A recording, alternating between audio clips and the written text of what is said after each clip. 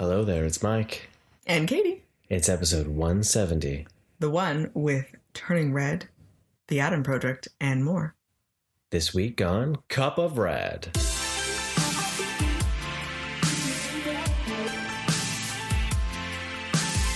Hey everyone, we're back. And that's right, it is a plethora of newer-ish movies. A plethora? A plethora. Yes, it is a plethora. I haven't used that word in a long time. Well, because this one here is all newish movies. Yeah, we just a lot without a theme, just things we could watch. Yeah, and well, some things came in via the bibliothèque, and yeah. Biblioteca, but huh? Teca?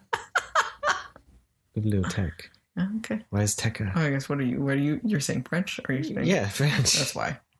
I'm saying Spanish.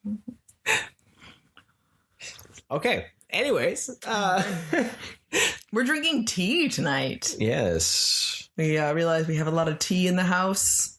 We've been drinking it. We've been drinking a lot of beer. We had a lot of beer already, so maybe some tea would be good. Some lovely green tea. So kind of calming and mellow and soothing. Ooh. Ooh-ba. Ooh-ba. So how's everyone doing? Okay, there we go. Good, good. I'm glad to hear it. Good. Glad to hear it. Excellent. How have we been? I think we've been okay. We've been good. It's been okay. Yeah. We celebrated your birthday. We did? We did that. We celebrated, your 100th birthday. Apparently. Oh, sadness. So that was a good time. Looked pretty damn good for 100. That's what we're going with right now. That's fantastic right there. I think you had a good weekend. Yeah, for one, I did watch a movie that I realized I would have liked to added to my prior list of. It is a romantic movie, but I don't think of it as a romance movie. Because it's not just the main crux of it. A lot of it is the idea of kind of finding yourself and that type of thing. But a movie I really, really love, and I ended up watching it on my birthday weekend, was Burlesque. It's got Christina Aguilera and Cher in it. And I really love this movie. And I'd forgotten how much I liked it. Like, it makes me so happy because it's not... It does have the romance in it, but it's not the stereotype of it.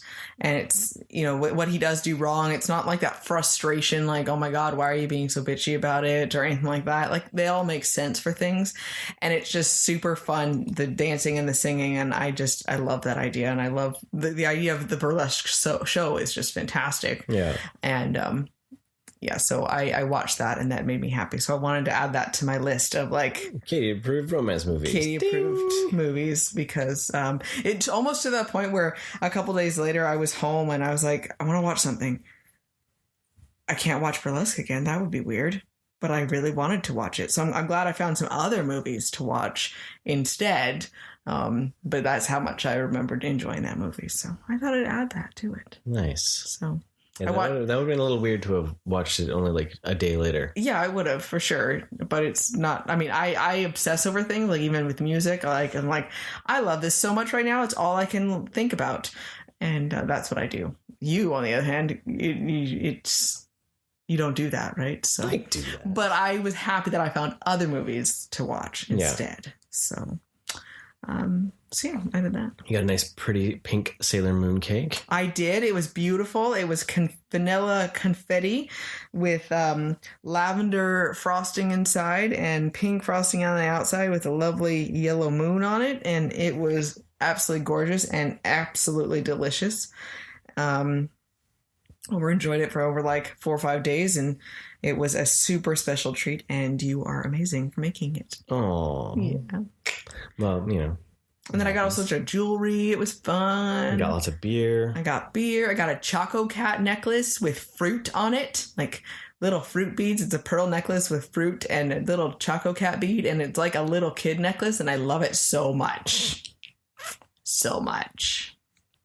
So, yeah, that was the highlight right there. And then I got a really cool, really lightweight Turkish towel, which was fun. It was my girly things. I got clothes and jewelry.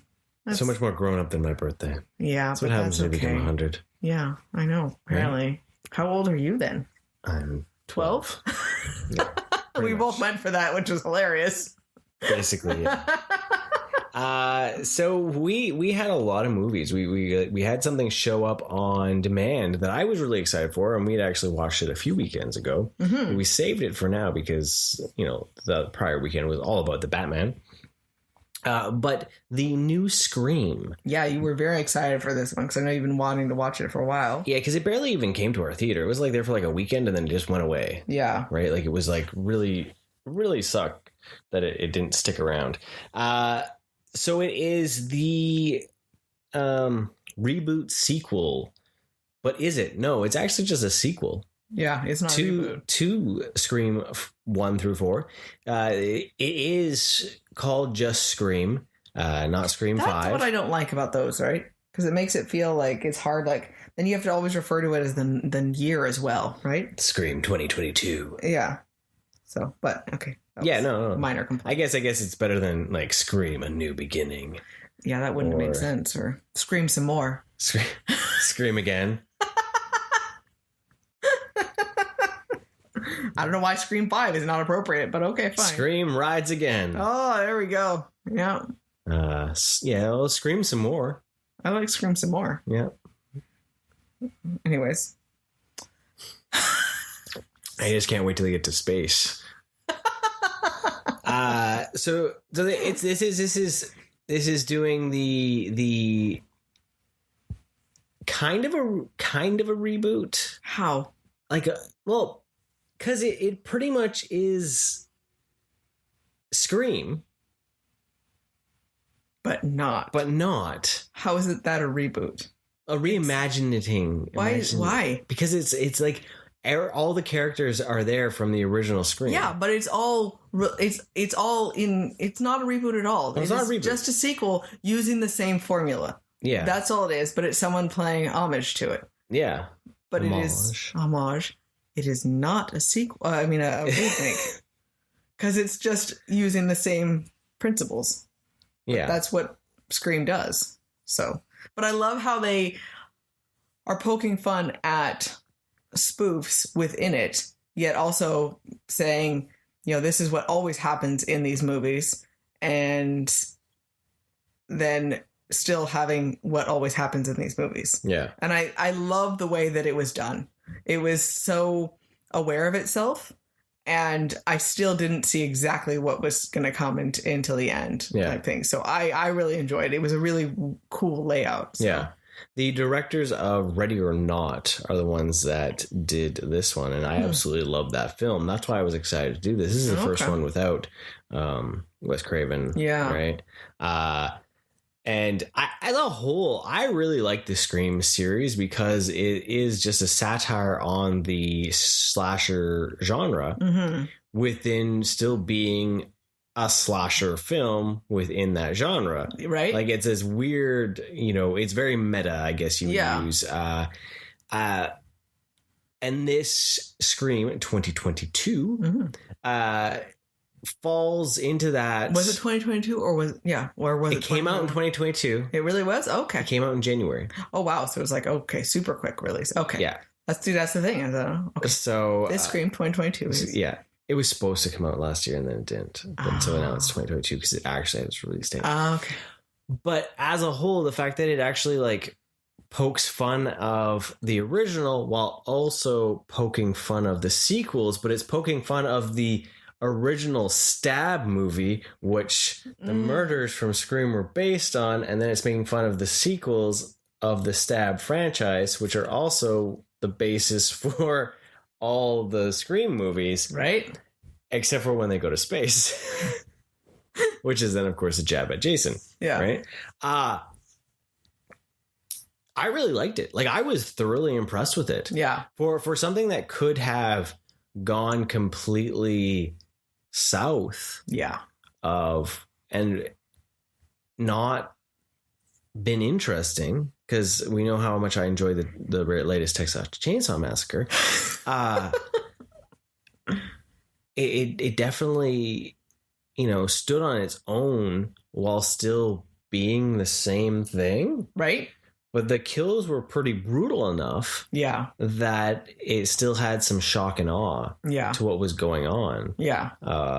Which was really interesting. Well, I like it because it wasn't corny in the moments that mattered, like it took, because it was referencing the movies that existed in their world, that allowed to have that corny moments and that break of what it almost felt like you would be watching something that would actually happen, where we would be sitting there looking at what would be on a movie and be like, this wouldn't really happen. Like, oh, okay, I know what's going to happen with this. So it was like watching reality horror movie. Yeah. But it was really well done. It wasn't cheesy. It wasn't overselling it. Yeah. And there was good action to it.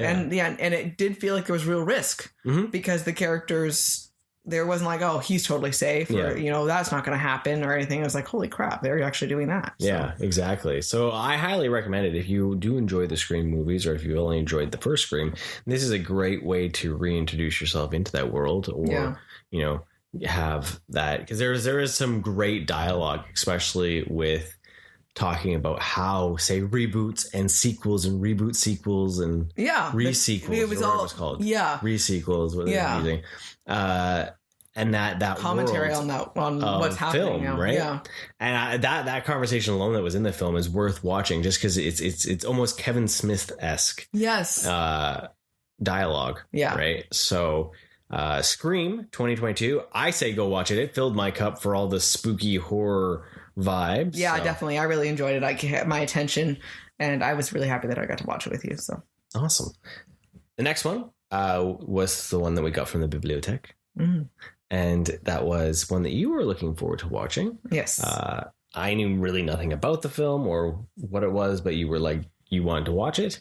So we watched House of Gucci. Gucci. You know what? I was excited because I really like Adam Driver and I like Lady Gaga, and just with the people that were in it and not knowing anything about it. So I like the historical aspect and learning things. And as I say, I really like Adam Driver. And so I was interested about it, but I also didn't know much what it was going to be about. I knew it was going to be a family drama and whatnot. And not family film. No. Family, a drama movie about family conflict. And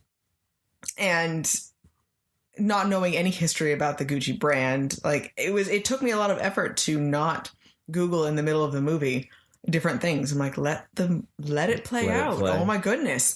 This is why I'm watching this. Like, let it happen. And if I still have questions after the fact, and luckily at the end, it cleans up all those questions. It gives you the answers of all the stuff that happened in the future, which was fabulous. But so yeah, we finally got to watch this. I'm really happy we watched it, but it was a very long movie and it was definitely more dramatic than I was expecting. So I'm also glad that we got it from the library rather than paying the theater for it. And it's hard because it's like, it wasn't like, oh God, this was terrible. It's just because of the style of the movie, it's not something that I would be wanting to watch again and again. It was very well acted and very well done. But it was a little bit kind of there. It was an interesting story because I didn't know anything about it. It was very tragic of what happened to them. My goodness. And because, Lady Gaga plays Gucci's wife. So he's Adam Driver is Gucci. He is the grandson of the original. His grandfather started the brand. His dad and his uncle, mainly, were the ones that really launched it into anything. And he only had a couple years of it that he was running it. But because everything fell apart, I'm not too worried about spoiling this because it's been out for so long. Well, if we were able to get from the library, it's been out for a while. Right. Well, November, right? Everything fell apart and she's just crazy. Oh, yeah. And she just totally lost it and went into this. It's not a feel-good movie. No, not at all. Like, she ended up getting him killed. She hired and assassinated him. And so what the question at the end was, did she get caught about this? And she did. She just recently got out of prison, actually. Yeah. But yeah, she ended up getting him killed and they lost, she lost everything, of course, then. But she had just gone so crazy with jealousy and and he had gone crazy too. I mean, it was she started from being so simple and being okay that he was not going after his money, but she just manipulated and got all greedy and power hungry, right? Yeah. So destroyed a family. Yeah, she destroyed all these people and their relationships and destroyed him as a man of who he was, and before she ended up killing him. And so it was heartbreaking to watch. But now I know of, it was an interesting show of what had actually happened. Right. But well done on all of their parts. As I say, I like all of them as actors and actresses, but that was an interesting, not exactly, because it wasn't feel good. It wasn't like, oh, yay, this is wonderful. So I really don't care about watching it again because it was super sad. Depressing. Yeah, it definitely doesn't have rewatchability. Yeah. Because also, too, it was frustrating because, and it showed the acting-wise and all that, but it just, there was a lot of things that you just saw and it was just, made you angry. It evoked emotional, anger towards something and be like, you really wanted comeuppance before you even found out that she killed him. Yeah, because she was terrible anyway, right? Right? It seemed like it was this happy-go-lucky relationship that then, it just, got so toxic you're screaming so at fast. him, being like, don't listen to her. Don't listen to her. Yeah. And as she, sinks her hooks in and starts cutting through the family, right?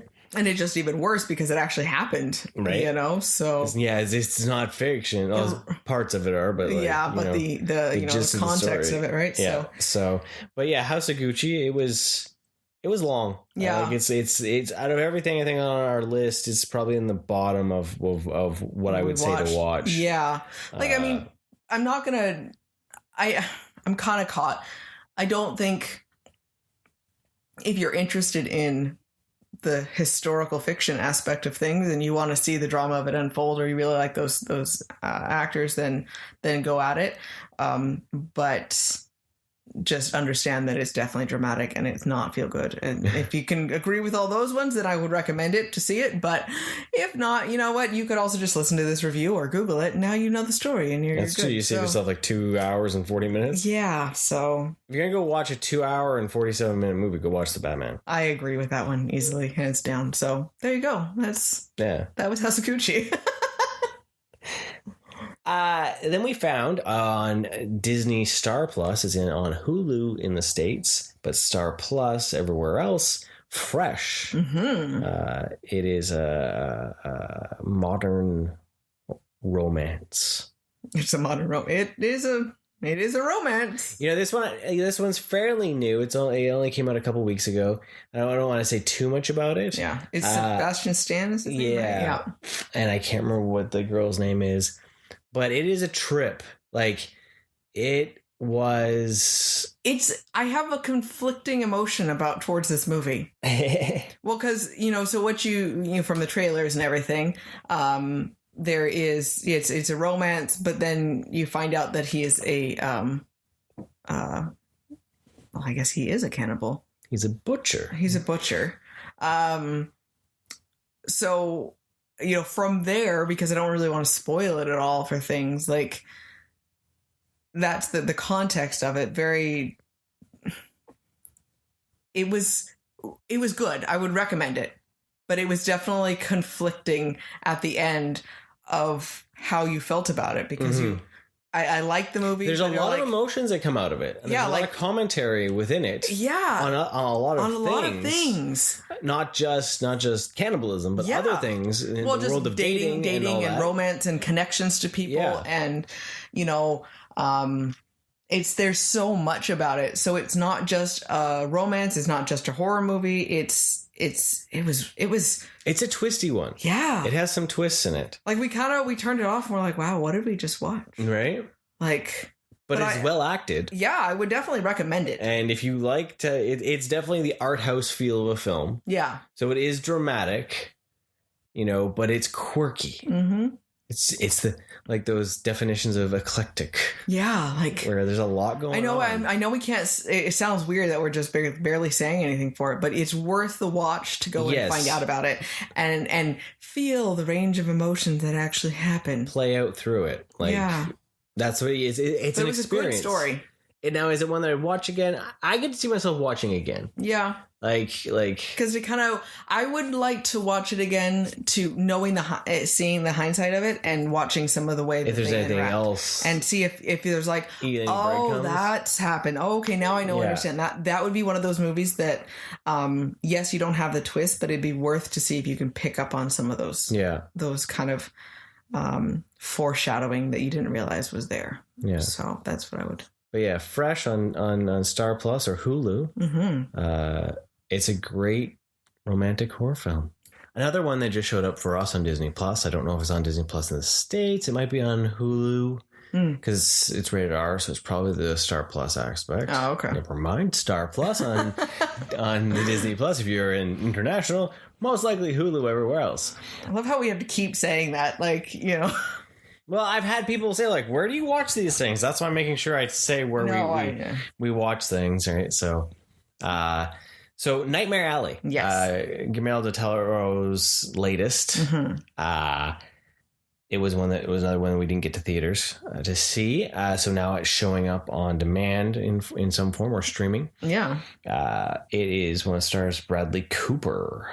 So it is basically around 1930s. It's in the 30s. Something. Because then, the World War II is starting up. Yeah. At the end of the late 30s. He's a drifter that gets in part of a carnival. Yep. And he just kind of throws you into it, where he just shows up in this carnival and he starts working and you just get kind of introduced to the life of that, right? Life of a carny. Yeah. Willem Dafoe is in it. Ron Perlman. Toni Collette. Mm-hmm. What's her nut? Just right there. Cate Blanchett. There we go. I was like, it's a B. And there's a couple other guys, character actors that you've seen in like a bazillion other movies. Yeah, you're like, there's so many people they actually know. Stylized, it's a beautifully shot, like cinematography film. It is pure art. It's a film noir. I love the fades. They had really cool fades where it would like almost burn into the black would like overtake it. Yeah. And then it's like the old school, like where like single into the circle of light and then disappear. I thought that was really cool. This is not your traditional Del Toro film though. No. There is not a ghost story. Yeah. It is not, because like even it's just a human story. Even in his old days, like his some of his more Spanish films, like Mexican films, they were still ghost stories, right? Yeah. The supernatural fueled and all that. This was not. This was a character study. Yes. Of acting, there's nothing story, and it is long. Yes, it feels long.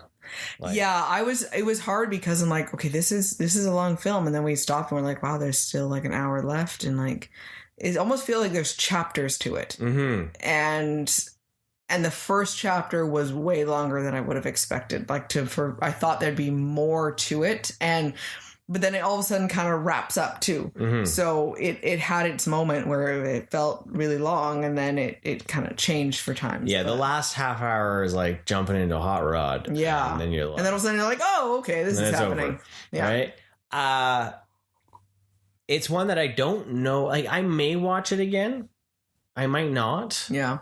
Because it was interesting. Like, as much as I said this was long, it still kept our attention. It was, I never was on my phone. We didn't fall asleep. I didn't fall asleep. For being such a long movie, and we watched it late at night where we easily could fall asleep. So there is very good factors to show that it was still interesting. Yeah, it was really interesting, and the acting is well done, and like it's a very pretty film to look at. Which is more dramatic than we thought it was going to be. Yeah, I was waiting for like that supernatural or something, the more thriller aspect. Yeah, right. Something, because even Shape of Water, as much as it was a romance, it still had that supernatural spin to it. Mm-hmm. Right. And all the trailers and everything made it seem like it was much more like there was going to be something else involved into it, something more Lovecraftian or well, then it just goes to show that human psyche is actually our worst.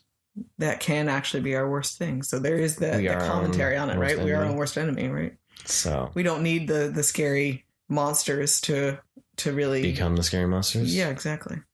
So there's that. There's that. The deep moments.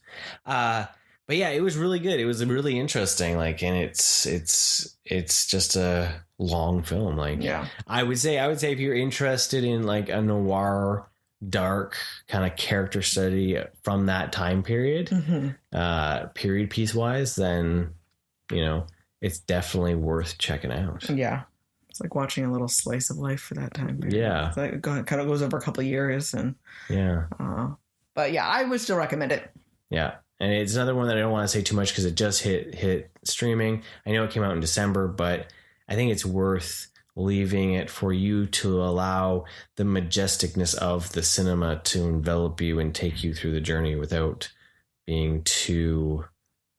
There's not a lot. It's another one where it's actually quite depressing. Yeah, it is. Like, it's not like a feel good at all. Like, you're not going to be like, woo, life after that. You're going to be like, oh God, life. Yeah. So Nightmare Alley, definitely a great dramatic film. We're just full of dramas. All right. It's good stuff. Dark. Good stuff. Dark is like the rap. But if you're going to watch a dark drama and feel depressed about something, definitely watch this one over House of Gucci. I'm just going to... There we go. It has more facets of thinking about life and allegories to things or straight up reality than, House of Gucci, let's say. Through a fictional lens. Yeah, there we go. So Netflix, something hit. Ryan Reynolds film hit. Directed by Sean Levy. They recently worked together in Free Guy. Okay. And now they're going to tentatively, as long as everything goes swimmingly, work together for Deadpool 3 was announced. Nice. So this is part of I think Reynolds deal with Netflix. One of he's got a multi-deal thing going on with them. Okay. That's why they had Red Notice. Right off the bat, I'm going to say I enjoyed Project Adam 100 times more than I enjoyed Red Notice. Yes, same here. It's also a family film, which is kind of strange because Ryan Reynolds hasn't done a kid-friendly movie in But there was just as much jokes. There was enough jokes to still make it a little edgier. Yeah. And that's why it was still good. Yeah, it was like PG-13. Because it wasn't him being stupid and corny. Yeah. So it was still him. It was back to more of his witty humor, Ryan Reynolds. Not so much of I'm Ryan Reynolds and I Yeah. a smart ass. Yeah. He still was a smart ass, but it didn't feel as much of I liked his acting better in this. He felt more than just even I liked him better than say Red Notice too, right? Opposed to being just I don't know, leaning in on just being Ryan Reynolds a little too much, I guess, I get that I'm gonna harp on Red Notice again, but Red Notice for me felt we have 3 big name stars. It doesn't matter what the movie's like. That is true, yes. Right? It doesn't matter if things don't make sense. If it just has big action and looks cool and there's 3 big stars, it's and where this actually felt like it had a story. Yeah. It's simple. It's still more of a family film. Yeah. But I think that's something that's kind of cool that you can still watch it with your kid. I think that was the appeal to a Free Guy. Yes. You could watch it with your kid. It still had some edgy humor to it here and there, but you can still watch it with your kid and have a good time. And for this, I would watch it without our son too. Yeah. And that's the appeal. It's not okay, well, I don't have him around. Why should I be watching this? Yeah. It was still really good. It kind of harkened a bit to the sci-fi kind of family fare of the 80s, just that feel. Yeah. Some of those 80s family films. Yeah. Right? But without too many kids, not a group of children. Yeah. It was just one kid. And that kid was a good actor. He was the character and everything like that. That was really fun. He did a really good job of really making me feel like he was a baby Ryan Reynolds. Yeah. Little one. Yeah. They really felt like they were connected and they were the same people. And I thought that was really cool. That kid apparently during filming showed Ryan Reynolds how much he loves Ryan Reynolds by reciting the entire Deadpool 2 movie. Oh, goodness. So expect there to be a little Wade Wilson in Deadpool 3 of some sort. Or Kid Pool or something will show up. Just Just saying, that's going to happen. So Ryan Reynolds is from 2050, and it's he has to travel back in time, and he ends up finding his 12-year-old self in an effort to save the future. So it's like a fun, action-packed Terminator thing. Yeah, without the killer robots. Yes. But apparently in the future it's way worse than Terminator. Judgment Day. Yeah. Even worse than that. Right? Like, damn. I want to watch that again. I don't really remember well enough so we could watch it. T2. I'm still trying to figure out why it's rated R, because I don't remember why it's rated R. Oh, that's going to be a summer watch for sure right there. Right? Like... So I really enjoyed this movie, as we said. I think you should definitely... It has... good action. It's got drama. It's got a lot of heart. A lot of heart to it. I think it was. I don't know. Fun's the right word. It's kind of depressing too, though. It is, but it was nice to think you could watch it through the lens of a family and having the relationship with children as a child dealing with trauma, or a parent that's having problems, or dealing with your current relationship with parents. And then Ryan Reynolds, you could look at the forgiving parents or how you view your childhood through now an adult lens of other traumas happening to you, and how you forgive your parents for things, or how you possibly change the look of what something happened. And so it was interesting, because then it kind of has a little bit for everyone, everything, right? And it's full of heart and love, but it is not the greatest things that they're having to deal with. And they're hard emotions. And I think it was really well done, because then there was lots of times where you could still laugh. Yeah. And, there was a lot of humor in it. Yeah. And you have a relationship in there, and you have... so we had the Hulk, Deadpool, and Gamora all in one movie. Right. And they're all. So there's some trivia for you. Somehow this happened in an alternate timeline. Right. Someone will put that on IMDb. Yeah. And they'll be like, "Oh, look, they're together in a movie." Yeah, exactly. It doesn't. But they did actually have a Hulk. I don't know if there was a Gamora sticker on it, but there was a case that had a Hulk and a Deadpool sticker on it, which was pretty funny. So I thought that was pretty funny. Yeah. So what are your thoughts? More? Anything else? I really enjoyed it. Like I say, watch it if you want a feel good kind of like action comedy. Yeah, this one is generally... It ends on hope. Yeah, it's so more that's a feel good. It's not like, oh God, life. It's like, oh God, life. Life can be tough. Lead me dry, life. we can do this. Right? Yeah, it does have hope on it. Yeah, it has hope at the very end, and that's kind of cool to see. Yeah. Right? And... yeah, no, I recommend. I would watch it again. Like, it filled my cup up. Yeah. I was just like, yeah, I felt pretty jazzed after, and that's a good sign, right? Mm-hmm. Like, it wasn't like, what did we just watch? And Kiddo really did enjoy it too. Yeah, he I think there was a lot going on for it, but he laughed a lot, and he still was really interested in what was happening. So a little bit of everything, which is cool. Yeah, so that was really cool. So the Adam Project on Netflix, that should be everywhere. So. You're good. You don't have to tell you different places. Golden, man. Yeah, totes. But yeah, totally fun. The next one is Disney and Pixar's Turning Red. The main event, man. It was supposed to be in theaters, but in the last month, Disney said nope and put it on as a Disney Plus original. That's crazy, eh? To think about they waited till that long and then just do that. And I find it interesting that almost all of Pixar stuff has gone Disney Plus these last couple of years, right? The only one that's supposedly guaranteed theater is Lightyear.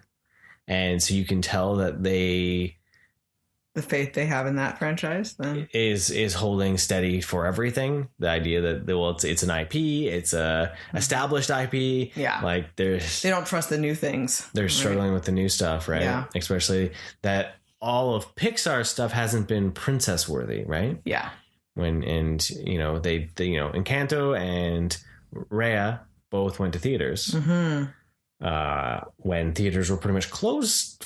Kind of, sort of, limited capacity, right? Yeah.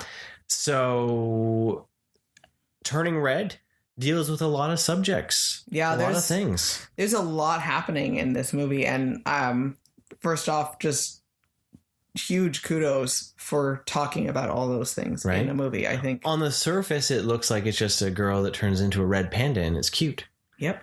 But underneath the dirty cesspool belly of their woke animation shows that it's actually more. And how dare Disney and Pixar try to tell me, a man, about puberty within a teenage girl and how they may feel. I mean, it's just, it's so painful for my eyes. Right? Well, hell, first off, we are not living in Toronto. How can we possibly, at all, understand anything that they're dealing with? We're on the other side of the country. Come on, seriously. What is going on with Disney? I grew up knowing exactly what a mermaid felt like. I could relate to someone who lived in the ocean, but someone I can't change and stretch my mind at all. I never once disobeyed my family the entire time I was a teenager. Never. Not at all. I was a good child. So, first off, okay, we loved this movie. And we feel the great need to mock the hell out of everyone. All these terrible reviews. Who are possibly ripping it down for the most asinine reasons imaginable. I call racism and sexism. 100%. So this is a cup of rage moment on those that reviewed Turning Red. Yeah. We'll get to Turning Red in a moment. But so I had seen some of the reviews, and like the critically the reviews were like skyrocketing. And I was like, oh, Disney's going to be, sad that they didn't throw this to theaters. It could be a moneymaker. Mm-hmm. Then you get into like the people's reviews, and people's reviews are just like, for that ideas like, how dare they show a girl, disobeying her mom. How dare they talk about puberty and the fact that girls might actually may think of boys in a sexual manner. Right? Egads. And also, guess what? Girls get their period. I didn't know this. Did you know this? This was all news to me. I just thought Katie turned into a giant red bear once every month. It was cute and fluffy. Didn't try to take my head off or anything. Exactly. And there was also reviews about like, how am I supposed to relate to a Asian person in Toronto? Guess what? Canada's a real place, eh? And we've got tons of different people. There was also someone who actually said, why is there so many Asians in Toronto? Yeah. Oh my God, I can't. That hurts to say it. But also like this, because there was a Or actually, no, sorry, not so many Asians. Why are there so many Chinese people in Toronto? Yes. But then there was one review was like, how dare they show a dude in his turban? Yeah. And it blew my mind. Like, have you not left your house? Like, seriously. And the first thing when we saw it, we're like, oh, dude, that's so cool. They actually have a Sikh in there. Like, that's fantastic. How awesome is it that... Because I thought that was awesome. We see them showing every day. Representation of all different colors and ethnicities throughout this movie, right? That's what Canada has. And that's what the world has. Mind blowing. It's not just in Toronto. It's a lot of other places. Right? You know what I was more offended about? Is we didn't actually see a Tim Hortons. We only saw Timbits. Right? They should be more mad about that because they did not have a double on their counter. They only had a box of Timbits. And that's a lie. No one gets Timbits without a double. I don't care what your that is true ethnic background is. Yeah. They go hand in hand. Yeah, you have to get stomach melting coffee from Tim Hortons if you're going to get the stomach melting donuts. You know what? Okay, so it's interesting when I see something like this and the people complaining about the idea of not being able to relate. And I think now back on, all the Disney classic animated movies that I grew up on, never once would I have ever considered questioning whether I could relate to them or not. I couldn't relate to a single one of them if I looked on the actual what was really happening thing.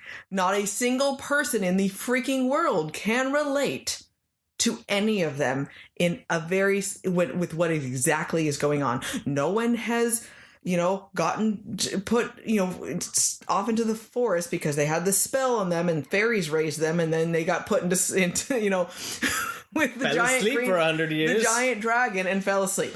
No one went off and lived with four not animals, well, the animals in the woods, and then the little dwarf people showed up, and no one lived Snow White's world. No one is a mermaid. All of these things. Literally, Cinderella's maybe the only one you could possibly kind of relate to, but if you actually got saved by some prince, kudos on you. No one can relate to any of the idea that I never questioned any of it. Yeah. So that point in itself sounds ridiculous to me. But when I do look at the idea of, say, well, I can't relate to, say, all the ethnicity that's in it, or okay, I don't agree with it. But when I was growing up, there was a bit of a cultural phenomenal shock for me when I came to Canada. There was a lot more ethnicity here than I grew up in my little bubble. And I had a different cultures around me for things. So, but to me, that was just like busting open the world and realizing that there was more outside of the bubble in my little US bubble there, right? And I saw it as an opportunity to learn about things. And I thought it was fantastic to actually learn. I do understand that you get used to what is in your area. And I think that, in my opinion, so far what I've seen in Canada, there is a lot more open to the world events and the world cultures than there was in the States when growing up. And I think if people would just see that and be like, oh, wow, take that as an opportunity to learn about different things and see those different cultures, rather than, I've never seen that before, so how does it exist?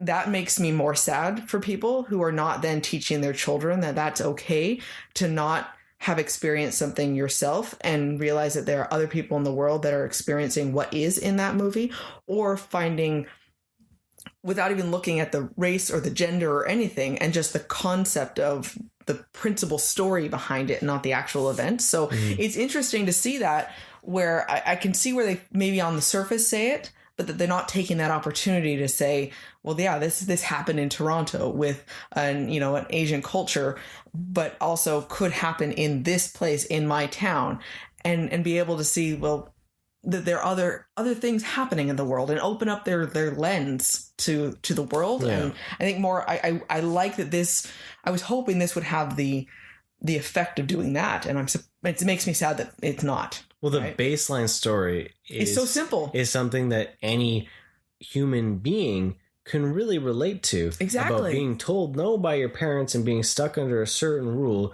And while you're in puberty, and now you're changing, you're experiencing different things. In this case, it's a girl. She's becoming a woman. Yeah. Right. That's the baseline of the story. The rest of it is just the packaging. The rest of it is just a different way to tell that story. And, well, the other thing too is no one has actually been, possessed with a red panda demon and having to go through the spirits. That is a allegory for something else, and for emotions and feelings and whatnot. And why are we not teaching children to think about that? It's because parents are too scared to talk to their kids about anything. And that's the thing. The movie itself is supposed to then show this in a package that you can then have that conversation with your parents, with your kids, right? Yeah. And be like, hey, this is what they're talking about, guess what? But instead, it goes back to that problem of people see animation and go, it's for a 5-year-old. Yeah. And then so the 5-year-old isn't going to want to talk about these subjects. Because there's not there yet. But say a 12, 13-year-old is. Yeah. And that's what it's supposed to be. Because you know what? Those 12 and 13-year-olds, and a lot of people are like, oh, kids at that age don't do this. I was like, guess what? You've never been to a middle school, have you? Because the stuff kids say on the playground at a middle school is X-rated, dude. It is, guess what? It's going to blow your mind. That movie is tame. It's G. It's like Y7 compared to what these kids are actually talking about and acting on the playground at that age. And then for a parent to get so, and not saying it's right or wrong, but if you're blind enough and you're not acknowledging that this is what some of the stuff they're going through, then it's not going to help anything. Yeah. Right. And you're not doing your best job. You should talk to them about that shuttling them for life, because there's nothing in it that's embarrassing or problematic. And the thing is, it shouldn't, like, the idea of menstruation and puberty and all that sort of stuff shouldn't be embarrassing. Yeah. And I think, as adult women, we have a long way to go, because as when we were growing up, it was still such a shameful subject.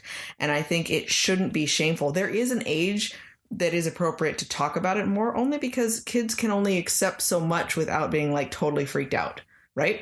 If you don't understand the purpose of it, it sounds scary, because we immediately, we think blood, we think bad, we think injured.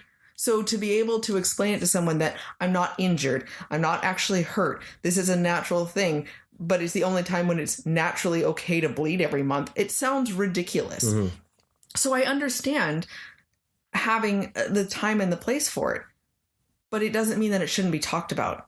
You should have teenage boys that understand it, because they're going to be around teenage girls that are going through this stuff, and they should be there to still help and be a partner, because we're all humans and this is an important part of our bodies. Yeah. And to make less shame around it. So damn right, talk about it too. I had no problem talking to Kiddo about it, as he slowly grows, and it shouldn't just be school that talks about it in a scientific, here's the textbook of the biological behind it. There's a lot to it, you know, and understanding all those, not just that, but the feelings like, the attractiveness and the weirdness that can come with it. And controlling your emotions, right? Not trying to hurt someone because you're mad. Yeah. Or, and the idea that every single child has either done it or has wanted to disobey their parents. Mm-hmm. That's what we do, because we all have. Oh, I know. You say you haven't, then you're lying. And I think it's important too to look at just her mom and her the overbearing, what she was trying to do, and because then you have that generational issues where you see her relationship with her mom, and her mom learns in the movie as well. Her mom's mom, so the grandmother. They all still learn, and how we can be overbearing to our children, and how we can push our own fears and our own insecurities on them. And, even the pandas being different, our own uniqueness and our overwhelming emotions and our, just that alone, it's not just emotions, it's passion for something, it's excitement, it's everything that can be big and scary, but doesn't, and that's what I love the idea that just because it's big and scary doesn't mean it needs to be locked in a box, because that doesn't make it less big and scary. Mm-hmm. It just makes it really hard to deal with it on an everyday basis. Yeah. And I can't get over how many good things are in this movie and how well it was done. Oh yeah. And it makes me so sad to hear these people tearing it apart for things that are just ridiculous to say. So in reality, Turning Red was an amazing film. The animation is adorable, and it's probably one of Pixar's better movies in a while. Yes. For look and style, because it does something different. Yeah. Right? It's almost a little bit more in line of kind of what Sony's been doing, playing with their animation a bit more, right? They were having fun with it. It feels like a film. It looks fun, yeah. It feels like a film that the animation studio, so the animators and all that, had a good time making, versus it being like, yep, it looks like everything else we've done in the last 5 years. Right. The story is full of heart. The story is full of discussion. Mm-hmm. The story is full of humor. The story is full of nostalgia. Yep. And it's all packaged in just this fun little bundle that is interesting. Yeah. I was thoroughly, I didn't want to look at my phone. I was like engaged the entire time, and I was laughing. And Kiddo was very much engaged with it. And, I think that's an interesting thing for his reaction, because he didn't need to be told what was going on in the movie and the different storyline behind it. Well, he was able to find his own. Yeah, like him, moment. He was really emotional, and, the connection with the parents and the the fear of that juxtapose where we want to grow up and be our own person and we want to get out of our parents' shadow and thumb and control, but we also don't want to break that relationship. We don't want things to change. And it's, for me, like, I see that as a parent, and I struggle all the time with watching kiddo grow older and not being our little kid who's our buddy and wanting to do things with us. It's a constant sadness that it's hard to control not being angry about sometimes, that he doesn't want to do stuff with us. Yeah. But then I'm reminded to really enjoy every moment that he does want to do something with us. But then when you think about it on his level, he feels that, and there's a worry there too, and that showed it in the movie of the fear of not wanting to move away as well, because it's comforting having your parents close, right? And he got really emotional, worried. He's like, I hope that doesn't happen to you and me. And he got really close to me and he had that moment of, I don't want to have a strife. I don't want to have a problem. And I know inevitably it's going to happen because I grew up through it. Yeah. You have your moment where maybe you pull apart, and all you got to do is hope that the love there in the bond is close enough that you come back together, right? Yeah. And so it showed that he found that all by himself. So the movie did a good job of being able to show that. And look, a 12-year-old boy could find something in that movie that spoke to him because he didn't care about how it was presented. It was the concept of what was presented. That's all that mattered. And so that, I think that it shows then the movie did what it's supposed to. Yeah, so. Totally. So yeah, it's on Disney Plus. I know we might have spoiled something, but not really. Not really. No. 1,000 times go see it. Yeah, it's great. It's one of my more, like, out of the ones that showed up direct, like between Soul and Luca, And Encanto. Yeah, but that was just Disney. I know, but still, but like for Pixar's of the last couple. Then it was. I enjoyed this much more. Yes. Than those others, because I felt like the story was a little bit more universal feeling. I think it's definitely a lot more relatable to find, like, the Luca story is not. It doesn't have enough of differences of what's going on to really make me feel like I could find something in it for every angle. Yeah, right. This I'd watch again. Returning Red, I'd watch again. Yeah. Luca, I didn't enjoy it enough, and that, because it was. But it's still. Guess what? Luca disobeys. Yeah. Like, we could go through the list of all the movies where kids disobey their friend. Like, again. Little Mermaid, right? Little Mermaid. Her core is that she disobeys her father to go make out with a man on a beach. Yeah. She literally makes this terrible pact with someone, let someone take something from her to run away. Yeah, there's a lot that if you're okay with your daughter watching that and saying that Ariel is a good role model, I want you to question that. I love Ariel. She is my spirit princess, and I will always love that. It is also not okay that I can relate to her on so many levels, because as an adult, it's not okay to do those things, but it's going to happen.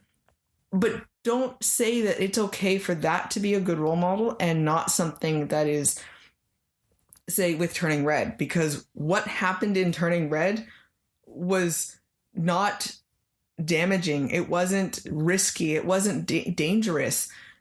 There was nothing wrong with it whatsoever. And by telling them and not wanting to see these types of things does not make it so that these kids are not going to disobey you. Yeah.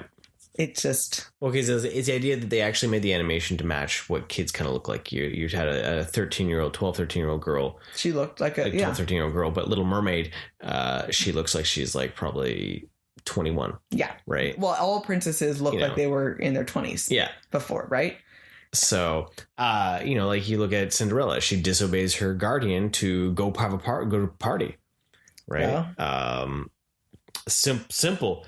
Sleeping Beauty. She disobeys her guardians because you can't go touch that spinning wheel. Well, screw you guys. I'll show you. She goes and touches the spinning wheel.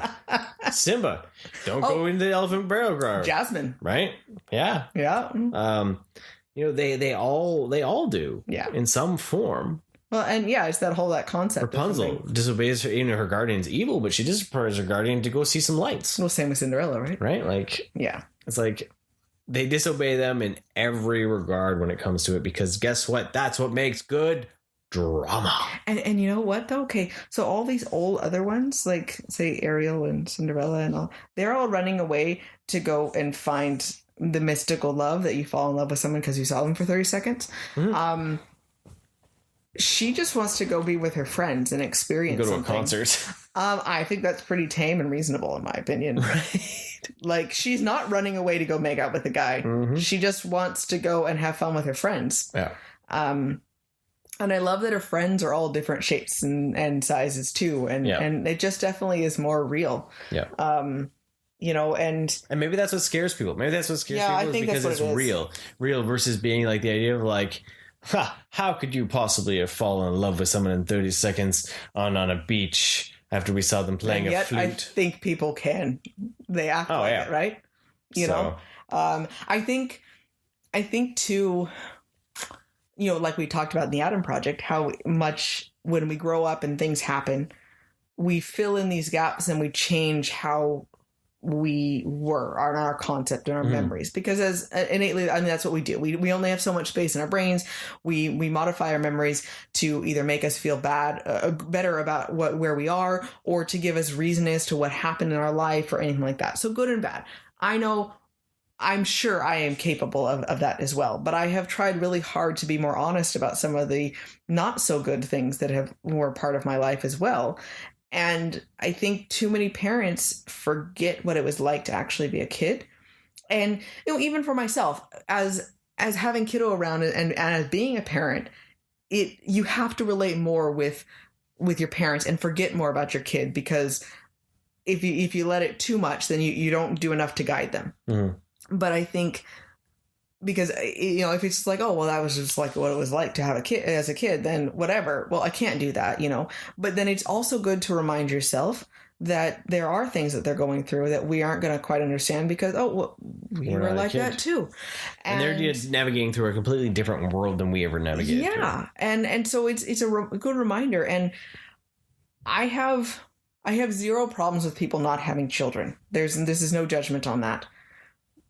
But it does change your lens on watching a movie about growing up if you have removed yourself completely from dealing with that situation. Mm-hmm. And if you don't remind yourself what it was like to be a teenager, or are honest with yourself about what you did, good and bad, as a teenager, you will have a harder time understanding this, because you won't be able to relate with a parent mm-hmm. that is talking about these problems, and you won't be able to remember what it's like to be a kid. And, you know, so I think it will maybe take some extra effort and more in tune with your emotions and your reminding things, but that's not the fault of the movie. Yeah. That's just the audience. Yeah, checking your own bias. Yeah, exactly. And making sure you're thinking about all the people that are dealing with all of this. Yeah. But, you know, the story with her mom and the grandmother and their concept of dealing with it as an adult and their relationship as mom and child and daughter, that's still something as adults we can deal with. Yeah. You know, that remembrance of things. And so I think, like, for me, it was interesting because I can think about how my actions respond to my child, and I can think about how, you know, my relationship with my mother can be, or with my sister can be, and all these different things. And there's so much there, and you have to let yourself be open to thinking about how other people can experience it as well. So, oh, totally. I think we get caught up in nostalgia blindness a lot of the times, and just forget about how things were because we remember something fondly. Yeah. Right. Like, that's the idea of looking at anything and realizing maybe you have good memories with it. Doesn't mean the memories are bad, mm-hmm. but maybe you need to still look at what you were doing, and maybe it's just not that, like when I look at some of the cartoons I watched, mm-hmm. a lot of the cartoons, they're not good. Yeah. But I have good memories. Mm-hmm. And that's what matters. And that's the memories that you have with them. But defending something till you're red in the face when it's crap, right? You need to readjust where you're thinking. Because are you defending the actual show, or are you defending the memory? Because it just because someone doesn't view that show or that movie with the same regard that you do doesn't impact the memories and the positive experience that you had with it, right? So, and that's, thought of another, running away story, more modern that people like. Nemo. But how can you relate to that kid? You're not a fish. I'm not a fish in Australia. But he ran away. Shit happened. He ran away. Yeah. But he disobeyed because he tried to touch a butt. Giant disobey thing. I mean, it literally is him being like, screw you, Dad. I'm going to do whatever the heck I want. I'm going to do this. And it shows consequences for it, yes. But his dad also grew for it. They had experiences. And that's what happens is you disobey and you have a gigantic learning experience from it. Mm-hmm. That's how we learn things. So we can learn, right? So go see this movie if you haven't already. It's easy. If you have Disney Plus, you just have to hit a few buttons and boom, it's there. It was so good. It's so good. It's and now you get to learn about Canada. How exciting! Right? Come on, it's Canadian representation in film on a mass form, which is fantastic, right? Why not? Something else I was thinking about though is that with how angry people have gotten over something that really is even more trivial from this film. If this is why Disney's too scared to touch other topics that can be considered more controversial, that are clearly controversial in our culture, right? Yeah. And which they shouldn't be at the same time. That they should have a place to show openness and inclusiveness for a lot of other things, and the fact that we can't even deal with kids disobeying or growing up or getting there, going through puberty. How dare you actually be attracted to someone? That's why shows like, say, Owl House, which are showing, bisexuality and all that, feel like they're getting canceled for other reasons. Yeah. Not for the low viewership, even though it is number one on their streaming platform for a lot of when it came out, right? Mm-hmm.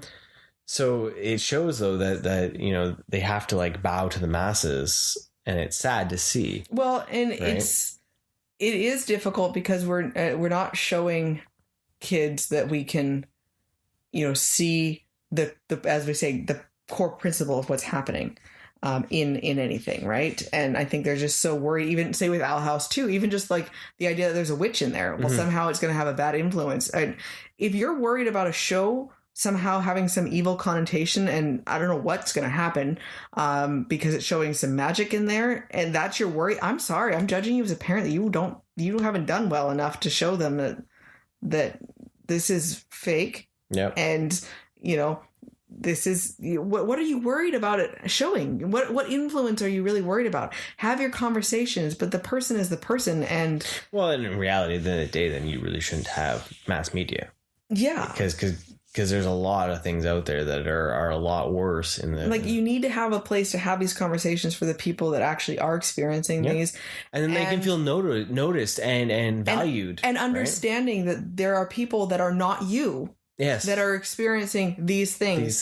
But it doesn't matter that you're not experiencing it. Yeah. Because that it is that concept that representation matters, and that understanding that there are other people out there that are not you that are dealing with things is also very important. Mm-hmm. Because we all have a story. Yeah. And it's imagine, and that's what I was saying, the idea of seeing the different cultures in there. Mm-hmm. If you live in this bubble, that was one of my favorite things about moving to Canada, was how much more about the world that I learned about than I had for 18 years in my bubble. Yeah. And I was really open, and I felt relatively connected and learned to things. And yet crossing that border suddenly was you see this bigger scope of things, and being open that there's a lot of things that people are dealing with that are not anything that I could even fathom dealing with. And it's even more important nowadays. There is some scary stuff going on in the world. And being able to remind yourself that it is not all about you, and there are people dealing with things that you will never be able to understand on any sort of level, personally, in their country, in their own mind, everything like that. And understanding that every single one of those people deserve to be seen and noticed and understood and accepted for something. And get off of your egotistical high horse and understand that not everything is about you. Yeah. Well, imagine, though, if we all had the same story, how boring media would be. Right? Like that idea that's why there's all these other stories. And I think you just got to give it a chance and some understanding. Yeah. And some understanding that, I'm not a Chinese immigrant from Toronto. Yeah. But I still found enjoyment in the story, and I still found enjoyment of and understanding, and even that sadness of like the parent-child strife, right? But even just like the goofiness that came from, I had friends that loved Backstreet Boys. Oh yeah, right. I was a huge boy band fan, right? But that idea, because this deals with a boy band, yeah, right? And seeing just that ridiculousness of being able to sing those stupid ass songs with your friends and that community. Oh yeah, right. That's not something you see in kids' movies. Yeah, right. Because they're always so fantastical. When it's just so funny too, because boy bands are still such a big thing. Yeah. Even if it's not a band, it's the concept of being obsessed with an artist, right? And that's still very much a thing, and it has been for a very long time. The Beatles were the first big boy band over here, and my mom always laughs that she's like, "That's exactly how I was, the screaming girl, even at the TV." Yeah, that is not a new concept. And so if my mom can understand that was something back then, that's never gone away. Yeah. So why are we pretending like it's not a core thing that actually happens? Elvis was the same way, all of that sort of stuff. Like, why haven't we been able to let go of that by now in our generation of, why hasn't that been fleshed out? Yeah. Then it's like, it's just what happens, right? Right. But you see all those things, and it's just like, it's still just a good story all around. And this having the fact that it's more real looking girls as well, yes, is going to then inspire girls to create, and it might even inspire boys, anyone to then become something, because they see it and they say, hey, it's telling my story. My stories matter. What I'm thinking or feeling matters. So maybe I can actually write this story that's rattling around my head. Maybe in 20 years' time, they'll create the next great animated movie. Right. Because and we need more hope and positivity with these kids. Yeah, they felt that they saw something in it that was them. Yeah. And that's what they're going to do. That's the, if we always just make bleak, depressing media like we've watched, I'd be in the bathtub, dead. Right? Like, if I just kept watching that, we need hope. We need something that talks about those hard things, but then understands about the idea of struggling to get through, and that we will survive. We will be okay. Right? Yep. And that's like last year's Mitchells and the versus Machines. Talked a lot about some of those topics about growing apart and finding yourself and being who you need to be, even if you're a little weird. Yeah. And that's where this one kind of goes too with some of those themes. And it's good to see. Well, it's even not like we've always talked so fondly about Gravity Falls. Yeah. Mabel and Dipper are weird kids. Yeah. And they are stronger for it. They're very much, Mabel is weird and stands strong about being weird, but she deals with conflict. She deals with, trying to fit in, and should I change? And should I do this? And Dipper is all over the place trying to find himself. I think those are really good stories to tell. Because growing up is weird, and we don't ever stop. I've made massive transformations in my life, and I continue to do them all the time. Yeah. And we need to understand that that's just part of what we do. And there's also those ideas of like the fact that a show like, say, Doctor Who is somewhat true to our personality. Yeah. We do regenerate every few years. Yeah. Or we should, at least. We should, to get better. We should grow and change. We should evolve and change, and we should change our scope and realize that there are things that happen. Just because something's always been done, we shouldn't always just keep doing it? No. No. Because that's why we aren't learning then. No. We don't biologically evolve fast enough. We need to mentally evolve, because that's the only way that the human race is going to get better and not kill ourselves off. You know, you all wanted flying cars, and Back to the Future showed flying cars, and then you stopped growing. Right? Because we started bickering over stupid shit. So I blame whoever decided that, you know, trivial crap needed to be complained about. Right. For the lack of flying cars in 2015, like we had hope back in, you know, the 80s. We used to think that more was possible. And I think the things that the scientists now are creating have no impact on general. Like, it's awesome that we can go to space, but I don't care about the billionaire being able to go to space. How is that going to affect me? I want to make sure, I want to know whatever he's doing, making sure that it's actually impacting and improving the world. Because guess what? If we can't even take care of planet Earth and try to, like, change the trajectory of what's happening in this planet, right, going to Mars ain't going to be any better. We're just going to ruin that planet, too. It's already... Because guess what? Humans are humans, no matter where we live. We all know what it's like to buy a fixer-upper and then realize that there's a lot more work that needs to be done and give up and try to resell it. Yeah. That's Mars. So stick with the good base that you have and make a better world. Wow, it's got like really intense. As you can tell, we're very passionate about, like, caring a lot about all of this and everything that it talks about. Well, it means so much overall. It just I think you know, it's the idea that it needs to be, this kind of media needs to be shown. Yeah.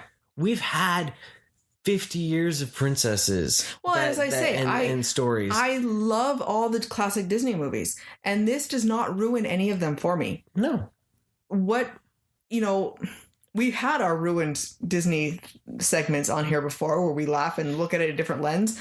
And maybe I look at it, and if I had a daughter, maybe I wouldn't be so blindly letting it happen and having them watch it and everything. But at the same time, because I mean, my memories of those are there no matter what. Yeah. I have good memories of Little Mermaid, things that stick in my head no matter what. I will always love it.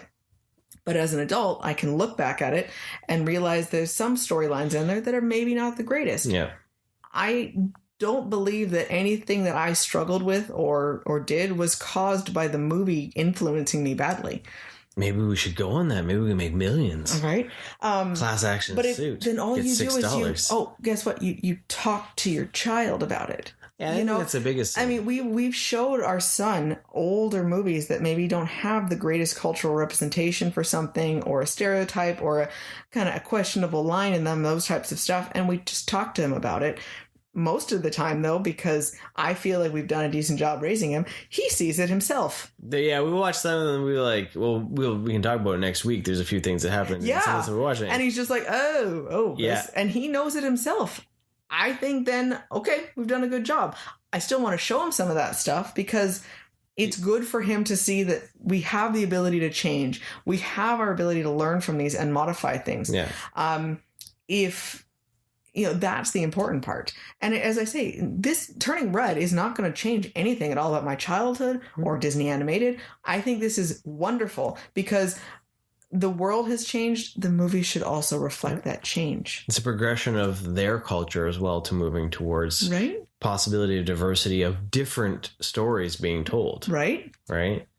So, and yes, there's going to be girls that look on that and be like, oh wow, okay, I can relate to that shape and that size and that act. What's also good is boys to be able to see real girls, and not, because I think if you and vice versa. I think even as an adult movies, I think real people should be in things because we have these unrealistic expectations of what a body should look like on any level, and it's and especially when they're younger, if you're setting up this false sense for something, then you're just gonna cause them problems, Totally. And there's just so much. It's overwhelming. Yeah. But we need more positive. There is nothing wrong with this movie. It was a wonderful animated film full of wonderful topics and stories, and I think if it spoke to a bunch of girls to tell them that it was okay to be experiencing all of this stuff, and it was all right to be confused and have a notebook hidden under your bed that has, you know, a picture of a boy in it, it's okay because you're not the only one. Yeah. But it's most important to learn, because what she does learn is that she shouldn't be hiding this from her parents. She learns that it's not okay, that they need to talk, they need to figure things out.